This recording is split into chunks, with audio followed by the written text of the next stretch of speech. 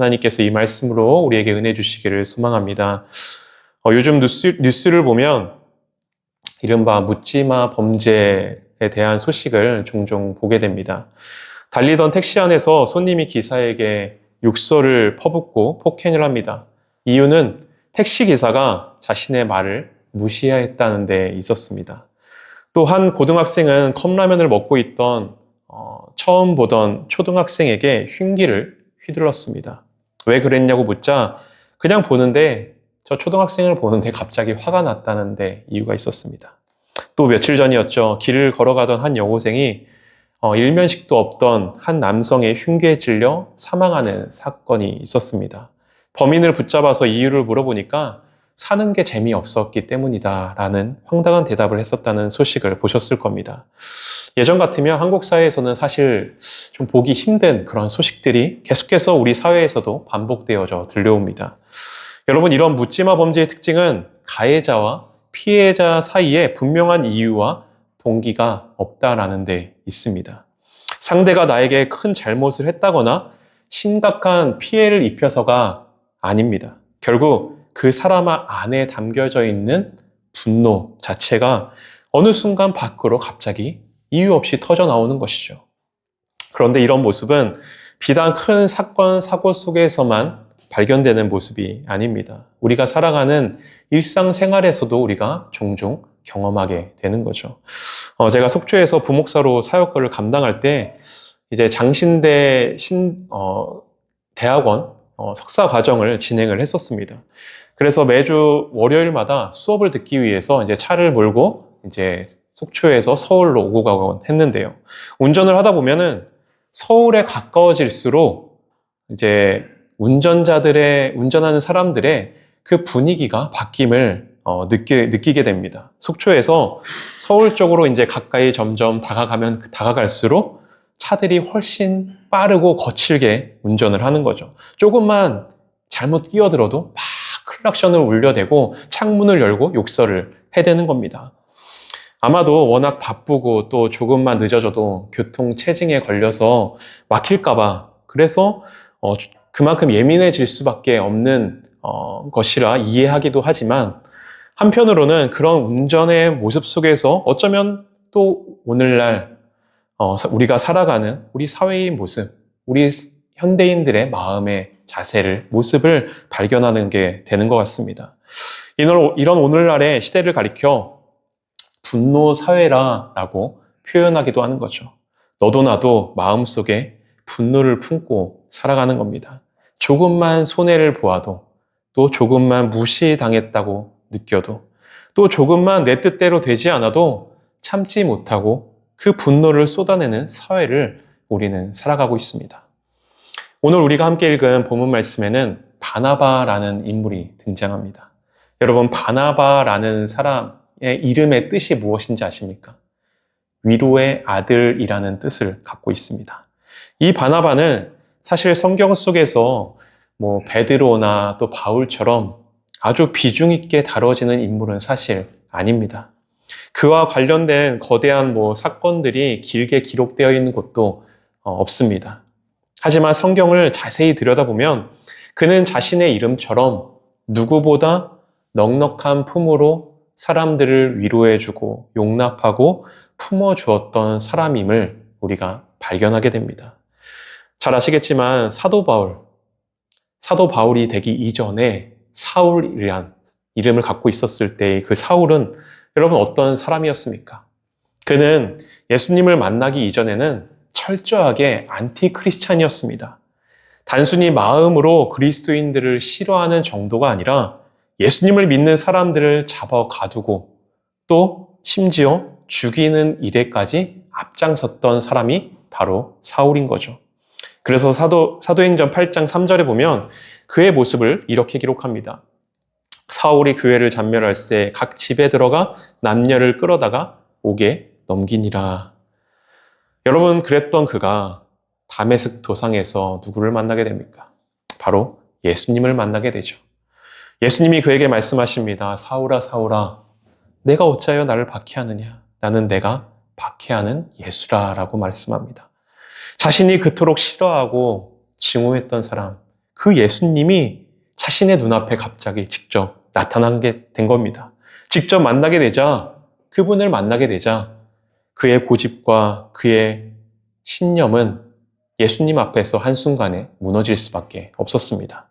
그리고 그는 이제 예수님을 믿는 그리스도인들을 박해하는 자가 아니라 예수님을 전하는, 복음을 전하는 복음자가 되어야겠다 결심을 하게 되는 거죠.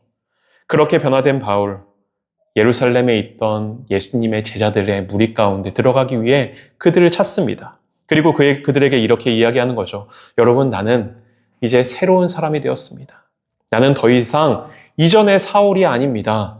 나도 이제 예수님을 믿고 신뢰하며 그분을 전하는 삶을, 전도자의 삶을 살고 싶습니다. 그렇게 이야기합니다. 여러분, 하지만 제자들의 입장에서 이 사울의 모습, 사울을 바로 받아들일 수 있었겠습니까? 아, 그렇군요. 은혜를 받으셨군요. 하나님을 만나셨군요. 그렇게 절대 받아들일 수 없었던 겁니다. 오히려 그의 모습이 너무나도 두렵고 또 불안하긴 한 거죠. 안 그래도 우리가 저 사람 때문에 많은 사람들이 박해를 당하고 또 쫓기며 도망가 이렇게 살고 있는데 이 사람이 우리 안에 들어와서 더 큰 어려움을 만들게 되는 것 아닐까? 그런 생각 들지 않았겠습니까? 그에 대해서 의심할 수밖에 없고 두려워할 수밖에 없는 거죠. 여러분, 그런데 그때 바로 한 사람이 등장을 합니다. 누구입니까? 바로 바나바입니다. 아무도 바울의 말을 믿어주지 않고 그를 받아주지 않고 있을 그때 바나바가 그의 이야기에 귀를 기울여 주는 겁니다. 바울에게 그동안 어떤 일이 있었는지 그의 고백 가운데 진심을 발견하는 거죠. 바나바의 마음에도 분명 이 사울에 대한, 바울에 대한 그 의심도 분명히 그 마음 가운데 들었을 겁니다. 하지만 그는 단순히 이 사울의 과거만을 바라보지 않았던 겁니다. 그의 이야기 속에서 그의 진심을 발견하였고 하나님께서 그를 어떻게 변화시켜 나가실지, 어떻게 그를 사용하실지 기대하는 마음을 갖게 되었던 거죠. 때문에 이 제자들에게 찾아가서 이 바울을 받아달라고, 그가 정말로 하나님을, 예수님을 만났고 변화되게 되었다고 그렇게 변호해 주었던 겁니다. 사도행전 9장 26절에 27절 보면 이렇게 이야기합니다. 사울이 예루살렘에 가서 제자들을 사귀고자 하나 다 두려워하여 그가 제자됨을 믿지 아니하니 바나바가 데리고 사도들에게 가서 그가 길에서 어떻게 주를 보았는지와 주께서 그에게 말씀하신 일과 다메섹에서 그가 어떻게 예수의 이름으로 담대히 말하였는지를 전하니라. 바울은 제자들의 공동체 안으로 쉽게 들어갈 수 없던 사람이었으나 하지만 바나바가 이렇게 제자들과 연결시켜 줌으로 인하여서 그가 그 안으로 들어갈 수 있었고 이 복음의 사역 가운데 함께 참여할 수 있었던 겁니다. 여러분, 만약 바나바가 없었다고 한다면 바울은 지금의 모습처럼 그렇게 복음의 사역을 열정적으로 감당할 수 없을 수도 있었던 겁니다. 하지만 제자들이 이미 신뢰하고 있던, 그리고 인정하고 있던 이 바나바라고 하는 사람이 바울을 대신하여 그에게 이야기해 주었기에 제자들은 그의 말을 신뢰할 수 있었고 결국 바울이 제자 공동체 안으로 받아들여질 수 있는 결정적인 계기가 되게 되었던 거죠. 또 오늘 본문 말씀에서는 바나바와 바울이 함께 안디옥 교회에서 사역을 하는 장면이 등장합니다. 그런데 원래 이 두 사람은 원래 함께 사역하던 관계가 아니었습니다. 바나바는 예루살렘 교회의 파송으로 받아 안디옥 교회를 섬기고 있었고 그 당시 바울은 다소 지역에 머물고 있었습니다. 왜냐하면 바울이 예수님을 믿게 된 이후 유대인들이 그를 배신자로 여기며 죽이려 했기 때문인 거죠. 그래서 형제들이 바울을 다소로 보내게 되었던 겁니다. 그런데 어느 날 안디옥 교회에서 사역하던 바나바가 어느 날 문득 이 바울이 떠올랐던 겁니다. 그리고 직접 다소로 찾아가서 저 지방에 있는 그 다소로 찾아가 바울을 만나 이렇게 이야기하죠. 안디옥에는 복음을 전해야 할 사람들이 참 많이 필요합니다. 때문에 함께 이곳으로 와서 함께 사역을 합시다. 나와 함께 안디옥으로 갑시다. 그렇게 바나바는 바울을 안디옥으로 데려오게 되었고, 바울은 그곳에서 바나바와 함께 사역하며 본격적으로 복음 사역의 중요한 여정을 이제 걸어가게 되었던 겁니다. 여러분, 만약 그때 바울 곁에 바나바라는 사람이 없었다면 어떻게 되었을까요? 바울은 어쩌면 사람들에게 두려움의 대상인 채 공동체 안으로 들어가지도 못했을 것이고, 또 외롭게 고립된 사람으로 남았을지 모릅니다. 하지만 바나바는 앞서 말씀드린 대로 그의 가능성을 보았습니다. 지금은 미숙하고, 지금은 또 거칠기도 하고, 아직 좀 다듬어지지 않았지만 하나님께서 이 사람을 통해 분명히 일하실 수 있음을, 그 가능성을 바라보았던 거죠. 그래서 바나바는 직접 다소까지 찾아가 바울을 데려왔던 겁니다. 그리고 안디옥 교회에서 함께 사역하게 됩니다. 사도행전 11장 26절에 보면 두 사람이 안디옥에서 1년 동안 함께 모여 많은 사람들을 가르쳤다. 그래서 기록하고 있는 거죠. 그 시간을 통해 바울은 교회를 섬기는 법을 배우게 되었습니다. 사람들을 돌보는 법을 배웁니다. 그리고 공동체 안에 함께 사역하는 여러 가지 경험들을 쌓게 되었던 거죠. 그리고 그 안디옥에서의 시간이 훗날 바울의 선교 여정 가운데 매우 중요한 밑거름이 되었던 거죠. 여러분, 바나바라고 하는 사람 참 멋지지 않습니까? 사실 바나바는 혼자서도 얼마든지 안디옥 교회를 섬길 수 있지 않았을까 생각합니다. 또 굳이 사람이 필요했다라고 한다면 예루살렘 교회 안에서 이미 검증된 사람, 이미 그 사역을 잘 감당할 수 있을 만한 사람을 데리고 와서 함께 사역했을 수도 있었을 겁니다. 그런데 바나바는 굳이 다소까지 갑니다. 그리고 그에게 찾아가 바울을 데리고 오는 거죠. 그리고 함께하며 마치 모험과 같은 그러한 시도를 했던 겁니다.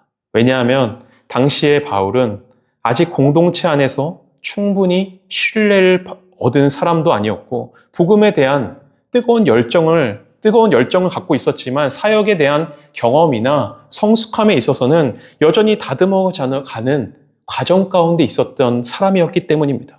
하지만 바나바는 그런 바울의 부족함만을 바라본 것이 아니죠. 다른 사람들이 미처 발견하지 못했던 그 가능성을 바울에게서 발견하였던 겁니다. 아마 바나바 안에는 이런 마음이 있었을 겁니다. 지금은 아직 부족해 보이지만 옆에서 함께 걸어가 주면, 함께 도와주고 함께 그를 세워주면 하나님께서 이 사람을 통해서 반드시 귀한 일을 이루지 않을까. 그런 마음이 그에게 있었던 것 같습니다. 그리고 결국 하나님께서는 그 바나바의 그 믿음과 기다림을 통해서 바울을 위대한 복음의 사역자로 사용하셨던 거죠. 여러분, 예수님도 그러하셨습니다. 예수님께서 길을 걸어가시다가 나무 위에 올라가 있는 한 사람을 발견합니다. 그의 이름은 바로 삭개오였습니다. 그는 세리장이었고 또 부자였습니다. 하지만 사람들에게는 미움을 받고 있던 사람이었습니다. 왜냐하면 잘 아시겠지만 당시 세리라는 사람은 로마의 앞잡이처럼 사람들에게 여겨졌습니다. 사람들은 삭개오를 쓸모없는 사람이라고 여겼고 배척해야 될 존재라고 여겼습니다. 하지만 삭개오를 바라보는 예수님의 눈은 달랐습니다. 예수님은 분명히 삭개오의 죄도 아셨고 그가 어떻게 자신의 재산을 불렸는지도 알고 계셨습니다. 그럼에도 불구하고 예수님은 그의 마음에 깊숙이 있는 그 마음의 깊숙함을 바라보셨던 거죠. 그 안에 있는 공허함을 바라보셨습니다. 그 안에 있는 외로움을 바라보셨고, 그리고 그 안에 담겨져 있는 진리를 찾고 싶어 하는 그런 마음을 그 안에서 발견하셨던 거죠. 그리고 예수님은 변화될 삭개오의 모습을 기대하셨고, 그를 받아주시고 함께 시간을 보내주셨습니다. 여러분, 그러면 우리는 어떠합니까? 우리는 주변의 사람들을 바라볼 때 그 사람의 현재 모습만 바라보고 계시나요? 아니면 하나님께서 만들어 가실 그 미래의 모습을 꿈꾸며 바라보고 계십니까? 저도 지난날을 가만히 생각해 보면 제 삶 또한 누군가의 기대와 기다림과 또 용납 속에서 여기까지 올 수 있었음을 고백할 수밖에 없습니다. 제게도 참 부족한 순간들도 많고 실수했었던 것도 많습니다. 또 지금도 많이 미숙하지만 또 더 미숙한 모습 가운데서 누군가를 실망시켰을 때도 참 많았음을 고백할 수밖에 없습니다. 하지만 그때마다 저를 쉽게 포기하지 않고 또 한 번 더 기다려주고 한 번 더 기회를 주고 묵묵히 곁에서 함께 해준 그런 분들이 있었기에 제가 지금까지 올 수 있었음을 고백할 수 없습니다.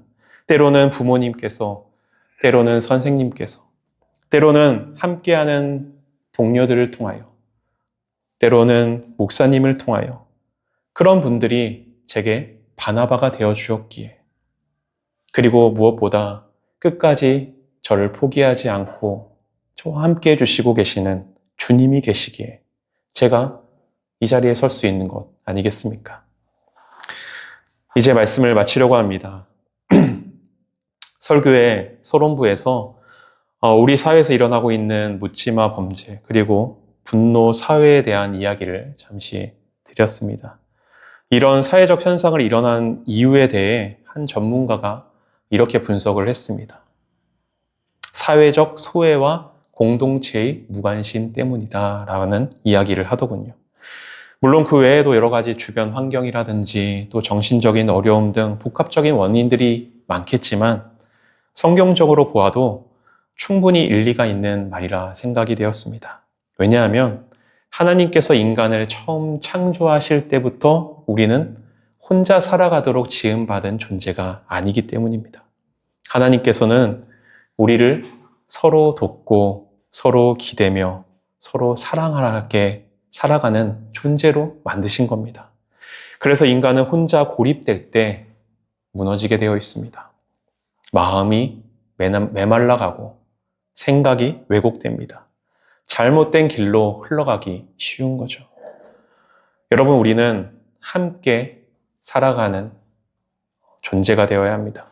서로 사랑하고 서로 품어주고 함께 화목을 이뤄나가며 하나님께서 하나 되게 하신 그 화목함을 끝까지 지키기 위해 힘써야 하는 거죠.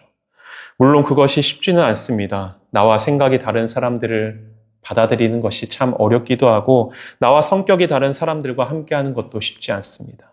때로는 상처받고 때로는 실망하기도 합니다. 하지만 하나님께서 오늘 우리에게도 이 바나바의 마음을 주시길 원합니다.